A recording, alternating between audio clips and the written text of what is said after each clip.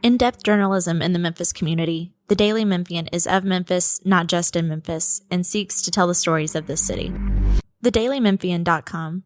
Truth in place.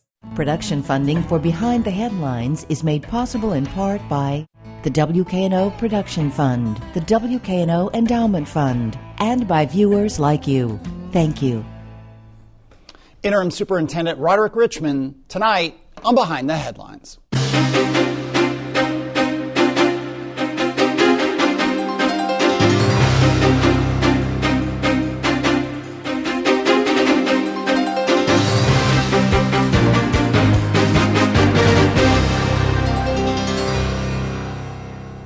I'm Eric Barnes with the Daily Memphian. Thanks for joining us.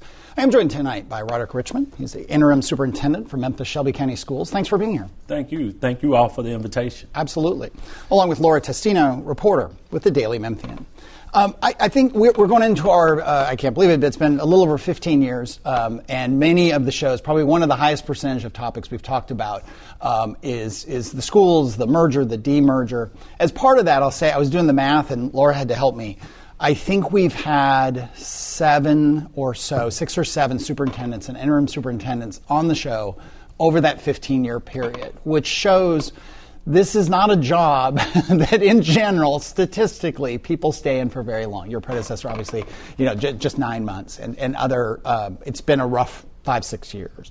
You've been with the district for your whole 32 years. What do you bring to the job, and how as interim, you're halfway through your 18-month interim piece here, how do you bring stability to this job, and how do you manage with, again, we've got state issues we'll talk about, we've got board changes we'll talk about. How do you manage this job with all of that backdrop? Yeah. Well, I think you mentioned it when you spoke of the merger. I've been here for 32 years, so one thing I bring is the historical context. I was chair of the merger, so going through Memphis-Shelby County Schools when we merged, I was chair of the merger, and so one thing I understand is I understand the historical context of both Memphis City as well as Shelby County Schools. I understand this community because I've been in it all of my life. I also bring credibility. You get credibility one or two ways, either through experiences or relationships. And I'd like to think that my team and I have truly steadied the ship over the past 11 months. Your goals. I mean, you're halfway through. Talk broad picture, big picture about the goals you've had in this 9 months, 10 months now, and then, in the remaining part of your interim term here. Yes, sir. So one of the goals, first of all, was to steady the ship. The next thing was to try to bring trust and transparency back to the district. And another thing was to put the focus back on the students. But outside of that, under my 100-day plan, I wanted to focus on governance and board relationships. And so I started to ensure that we had good relationships with our board. We were governing appropriately. We were conducting our committee meetings, our work sessions, as well as our board meetings in a way that showed the public that they could trust us and that we were what you would call a team of 10.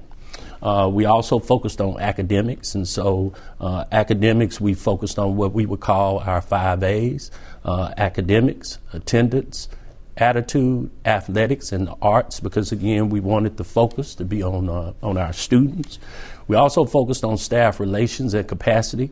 I think I have a great relationship with my cabinet, central office, teachers, as well as the general public. I tried to get out and to meet with all of our employees. I tried to interface with those employees so that they would know that they had someone that they could trust who truly cared about them. We also wanted to look at operations and finance, community engagement, and last but not least, accountability. Before I go to Laura, I should note we're taping this a week before it'll air because of, I believe it's the Ken Burns documentary. You may have heard of him and may have heard of the documentary. So this is 1 week delayed in terms of when it airs. But let me bring in Laura. Sure. One of the most specific metrics that you've looked at that's been a struggle for superintendents in Memphis and across the country has been chronic absenteeism. Mm-hmm. Your team presented data that shows that you're trending toward the 5 percentage point drop that you want to hit. Right. Are you confident that will stay through the end of the year after last year hitting a high of 31% of students chronically absent? Yes, we're extremely hopeful. We started out this year with doing what was called Showing Up for Greatness, where we canvassed the neighborhoods to knock on doors, to encourage students who hadn't registered yet to register. We've continued to do that even throughout the school year. We also have approximately 75 attendance liaisons, and we're asking those individuals to reach out to parents and families each and every day to ask and to see why students aren't showing up for school. How is that role different than attendance roles that might have been similar in the past? We're making data-driven decisions, and so we're meeting with them frequently. We're telling them that, again, under accountability, we're looking at what is the return on investment when it comes to hiring 75 attendance liaisons. And so we're asking them, look at the data, ask yourself, why aren't these students coming to school? But more importantly, we want to be good stewards of the resources. And one of those things is looking at, are we getting a return on investment when it comes to this role, but also providing the support and professional development necessary for those individuals to do their jobs and to do their jobs well. So putting those structures in place, I think we've been able to do that well. That department is headed up by Stacey Davis, and I'd like to think that she, along with her team and those attendance liaisons, are doing a great job. But more importantly, we have to do things that don't cause us to hurt ourselves. And so we're also looking at what are some of the exclusionary practices that we're doing when it comes to suspending students, for example, and is that or is that not contributing to our chronic absentee problem as well. Okay. One of the other related to attendance is enrollment. The district has experienced a loss of an estimated 2,000 students in its traditional schools, while charter school enrollment has remained steady and more students have started enrolling in vouchers, at least with Memphis addresses. How is your team approaching that decline, and what are you attributing it to? Well, I know the historical context of Memphis. You can probably go back almost 15 to 20 years, and you'll be able to see that was one of the areas throughout the past 20, 25 years of having this end-out migration of anywhere from 2,000 to 3,000 students. However, I think we have to do a better job of marketing our district as a district of choice, again, which is the reason why I'm wanting us to focus on the 5 A's. I've challenged our principals and staff to make our schools and our district a place that people escape to rather than from. The state obviously came close to putting a board, essentially a takeover of putting an oversight board above the school system last year. It looks likely that could happen next year if various differences in the two bills didn't quite get reconciled or done. It's not guaranteed. Do you watch that with fear, with trepidation, or you just ignore it? I mean, how do you operate when there's this huge, what some would view as a threat, and then also this potential huge change in the terms of the existing board members? Yes, sir. Well, I'm asking my team as well as our principals and our teachers to not be distracted. I think one of the most important things we can do is to not deal in hypotheticals, but to just stay focused on the work, which is first and foremost improving outcomes for our students. We talked about charters. There's been a lot of charters. There are a lot of different types of charters, right? There was the ASD system that someone was hiring charters. All charters are not the same, right? All schools are not the same. But in your time in the district and certainly in the administration, have charters overall been a net good for education in Memphis? I think like with any of our schools, we have good charters as well as good traditional schools. What our challenge is to ensure that all of our schools are improving and addressing the needs of our students. I recently met with Terrence Patterson from the Memphis Education Fund, and one thing I've wanted to do as a superintendent is to truly manage our portfolio district. But with that portfolio district, we want all of our schools to be high achieving.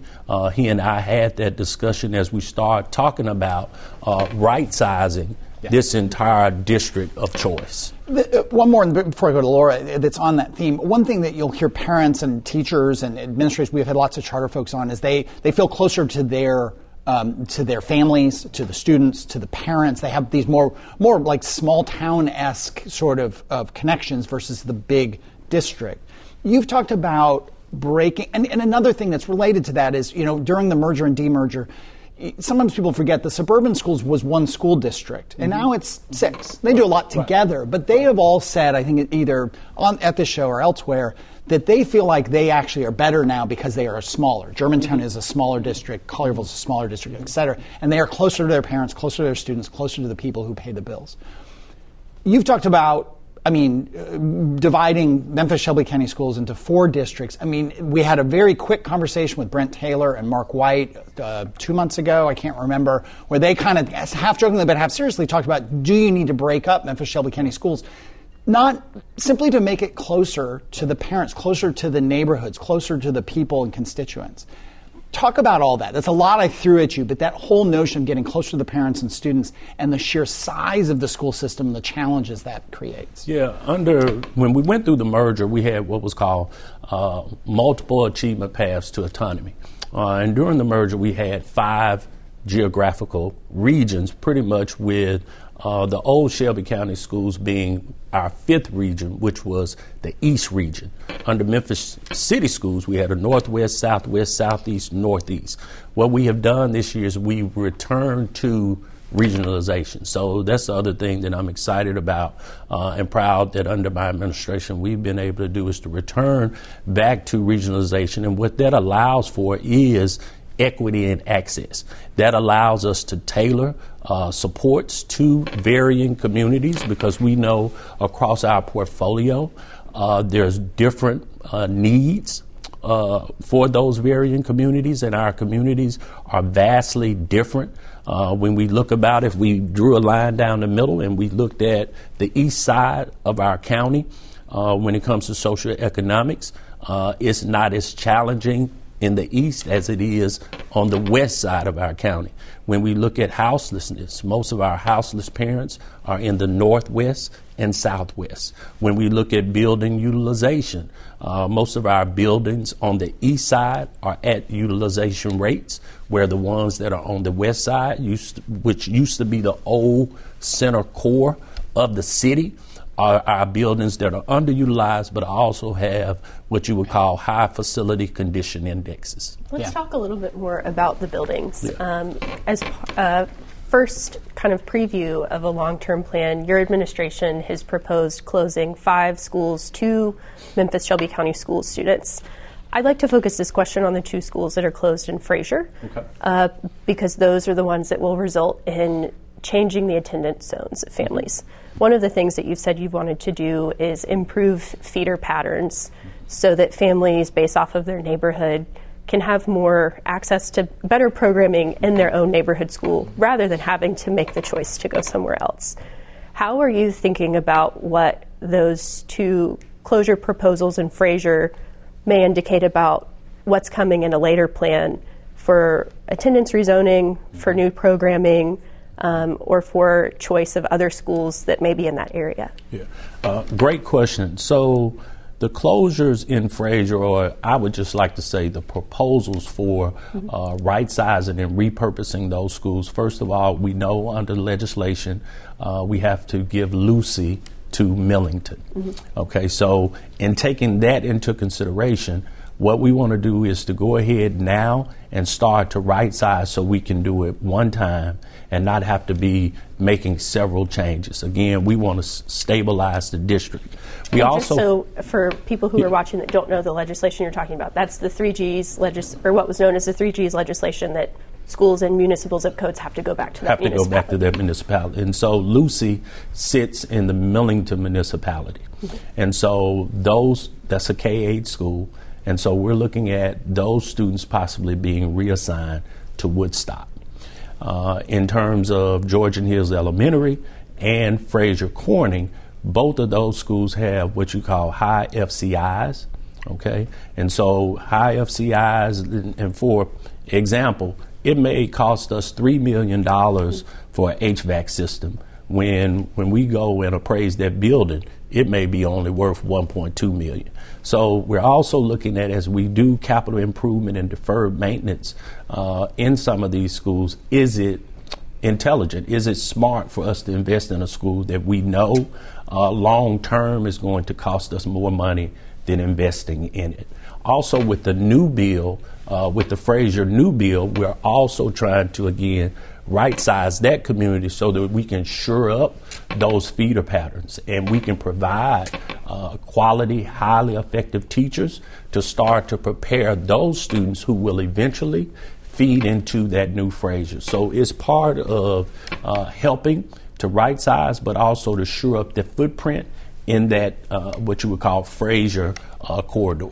And one thing that some critics of the district in the recent years have had issue with is, the district may choose to right size, may choose to make the difficult decision to close schools, but then don't make a choice about what happens to the building.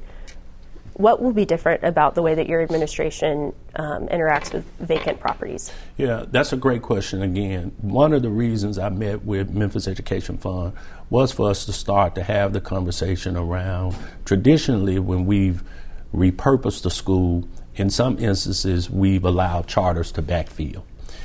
We can't continue to allow charters to backfill if we're saying, based on economies of scale, we should repurpose this particular school because we know we need to have less schools. Those economies of scale are not only going to help our traditional school district, but they're going to also help the charters. One reason is when it comes to human capital, we're stretching our human capital too thin because of the number of schools we have across the portfolio. And is that just teachers or in addition to teachers? It's mainly teachers, but it's because when you start to look at charters as well as our traditional schools, we have all of these layers. And so how do we flatten the organization more to have more of our quality, effective educators in the classroom? We can't do this work without having highly effective teachers in every classroom. So to answer your question, the other thing is working with the community to look at how do we repurpose buildings? How do we look at if we have a school and let's say we decide to demolish it? How do we work across our governmental entities or with people in the community to repurpose that land either for, let's say, a hospitality hub or let's say affordable housing? How do we do that so that we can revive many of these communities that we know they no longer have the density that they may have had 40 or 50 years ago? One thing I may talk about charters in these schools. We have about 10 minutes left in the show here. You talked about I may have misheard you, not wanting charters to go into some of these schools that are empty. If a charter operator came forward, let's say it's got a proven track record, it's got money, are you saying you still wouldn't want them into these buildings, or No. Okay. Not that we wouldn't want them. If we have a building that we're not using and the building is in good shape, we're not saying that. What I'm saying is we all have to be around the table so that we can start to partner and look at where is there first a need, how do charters help us where there's a need in our community, but also if we're trying to right-size the district and we're trying to do some of this difficult work, what I wouldn't want to do is to say we're going to repurpose a school and reassign students to another school saying that we're going to provide more appropriate programming for those students by moving them to this school. Gotcha. Just to allow a charter to backfill it. And then if I'm a student or a parent, I'm going to send my child to that school because it's still within my community. And so what I'm saying is we have to be more collaborative around our portfolio district to ensure that we're all taking these things into consideration. There's one, Laura's written extensively about, if you haven't read on Daily Memphian, about the facilities and the deferred maintenance. There's a database and so on. You should look up Laura's name on Daily Memphian if you're interested in this stuff. One thing that you highlighted, and others have, but Laura highlighted in Daily Memphian, was the Bayer building on Jackson. Yes, Bayer, the drug Bayer, Bayer, and it was sold. The board bought it for about $6 million in 2018. They put about $33 million into it to make it an administrative building and to save money, and they just now sold it for $5 million.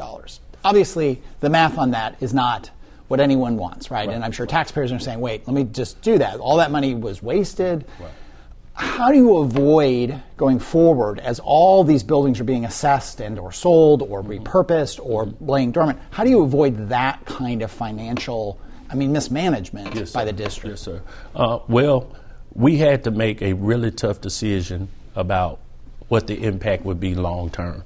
And if we had kept that building this year, we were going to have to invest, I want to say, about $7 million more in it. And I think even though it may have first been reported it was going to be a return of about $5 million, I think long term is going to be $8 million.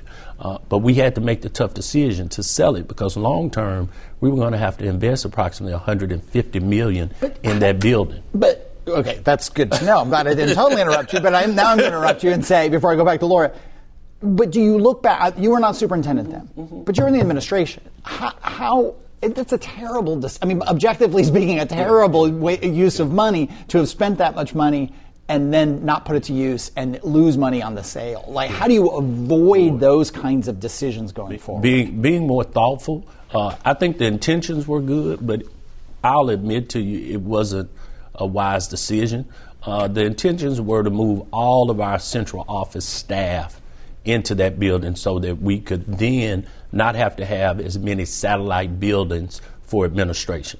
That was the intent, from what I'm aware of. It wasn't a wise decision to purchase it. But I do want to say, over the last 11 months, I'd like to say that my administration has done more, again, to right-size this district than we've probably done in a decade. We've sold approximately 11 properties. We've revenue generated about approximately $27 million over the last 11 months, along with, again, bringing a slate of 5 schools for us to look at right-sizing our district. In the past 11 months, we've done more than has happened in a decade, and I think it's a testament to my commitment along with my team's commitment to the work. 4 minutes left here. Laura. That's a busy 11 months. Is this something you want to keep doing permanently? Do you want the permanent superintendent role? I'd love to have the permanent superintendent role. Whenever I've been asked that question, I've been clear from the start. I believe it's important to operate with integrity. I think now more than ever, our community as well as our school district need stability. I think they need someone at the helm who knows the work, who knows the district, who knows the community, who has the relationships at the city council, at the county commission. I think I'm the person for that. I won't shy away from that. But at the end of the day, it'll be left up to our board to make that decision. What I do is I wake up each and every day excited about the work, committed to the work, and feeling at this point in time I'm the right person for such a time as this. The board could take a couple of paths to determining the next superintendent, and they have yet to say what they would do. They could appoint you, but they could also ask you to reapply through a search. Would you reapply if the board pursues a superintendent search? If the board decides to do that, again, it's their will to do what they feel that they need to do. At that time, I'll make that decision. But if you were asking me today, I would say yes. I have no problem. I've never had a problem with competing for any role or any position that I've ever assumed to in this district. With a couple minutes left, we can do a whole show on this. But the impact of the federal intervention, the Memphis Safe Task Force, specifically ICE. There's been lots of anecdotal reports of maybe students and families staying home. What are you seeing in terms of that overall federal intervention and ICE specifically? Yes, sir.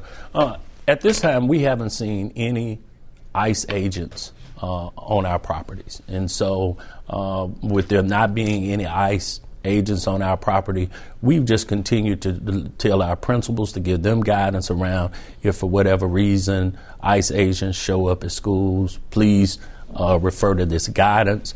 We've encouraged our students and parents to come to school each and every day because we believe schools are the best place for students to be each and every day, along with it being the law. So at this time, we don't have any issues with what's been going on with the Safe Task Force. Have you seen students staying home?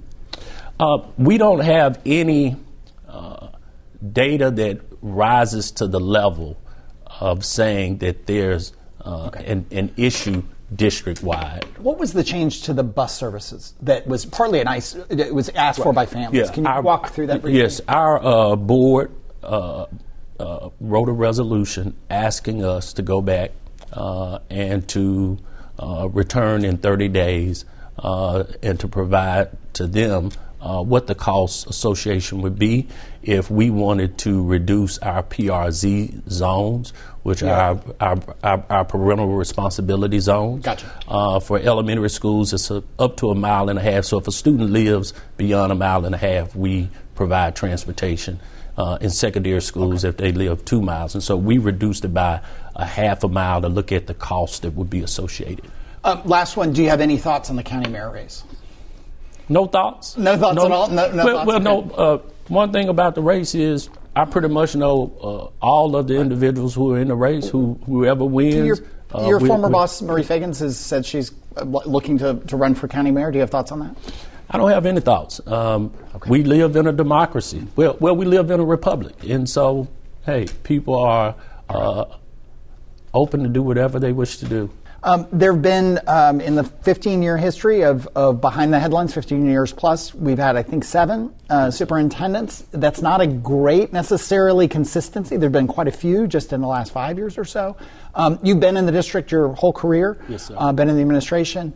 What do you bring to the job? You've said you want to get the job on a permanent basis. What do you think the district needs, and how has your 9-10 months in the interim position shown that you can take this district in the direction that parents, students, and the community want? Yes, sir. First, I want to thank you all for inviting me. I think what I bring to the job is experience. I think I bring credibility, and you get credibility one or two ways, and that's experiences and relationships. I know our district inside out. I had the opportunity to serve as the chair of the merger. So when Memphis City and Shelby County Schools merged, I was the chair of that merger. Being that I was the chair, I have historical context, but I also have the context of being someone who's had boots on the ground as a teacher, assistant principal, and district central office leader for the past 17 years. I think I also bring someone who has a vast knowledge. I've led every department on the academic side. I've been chief of operations, chief academic officer, chief of transformation, turnaround, student support services. Those are the major departments when you look at an urban school district and someone being able to lead in this context. Let me bring in Laura Testino from the Daily Memphian. One of the things that your administration has done so far is propose closing 5 schools. A couple of those schools would impact attendance zones in Fraser. Mm-hmm. Why did you choose to propose those closures, and what does it say about whether attendance zones across the county may be changed in the future? It's important for us to start to work on the Fraser footprint as we start to look at opening the new Fraser High School, as well as, the legislation in regards to the 3G legislation, where if a school sits in a municipality, that school has to be part of that municipality. So we're looking at returning Lucy to the Millington City School District. And once we do that, we will need to do some reassigning of students. And so we thought it just made sense to do all of this work, to do it one time, so we wouldn't have to continue to look at shoring up that footprint over several years. How might your administration do different things with buildings once you close them? One criticism of the district is that they've been left vacant. Mm-hmm. Is that something your administration will do? Yes, I really want to be committed to our communities, that we'll be careful about not leaving any blighted properties in their communities. So first of all, we've ordered 20 trailers, and those trailers are helping us to be able to provide safety surveillance to all of our buildings across the portfolio that we may not have students in. But I'm also wanting to meet with community leaders as well as governmental leaders to start to talk about how do we repurpose buildings, or how do we demolish buildings and look at redevelopment in some of those areas where we know it's not as densely populated as it used to be, so that we can revive those communities. Let's stay on the buildings. You, in your time as interim, you've sold how many? The district has sold, what, 10 or 11 buildings? Yeah, we've sold approximately 11 properties, and we revenue generated about $27 million from the sale of those properties. People have talked about the empty buildings, the blight they've created, the idea of repurposing, selling, or so on for many, many years. That's pretty fast, right? I mean, right. And how many more do you think in the next year could be sold, separate from the Fraser closures and reconfiguration? I mean, are there another 10 or are there 20 that could be sold? Sure. And what I'm also challenging my team to do is, as we start to talk about repurposing building or closing or merging buildings, for us to start working with the community as well as Shelby County and Memphis City government to see how we can collaborate around doing some of these things comprehensively. The school district cannot do this work alone. There has to be a comprehensive approach where all of our intergovernmental agencies are working together, along with working closely with community and developers in our community to do this work. Okay. Thank you. Thanks for being here. Thank you, Laura. Thank you for joining us. Again, we taped this a week ago, so things that we didn't get to with the superintendent, again, it's been a week since this was recorded. Recently, we had Justin Pearson on the show talking about his time in office and his run for the U.S. congressional seat that Steve Cohen now holds. He was on the show recently as well, as was Paul Young. You can get all those at WKNO.org, YouTube, or The Daily Memphian. Thanks for joining us, and we'll see you next week.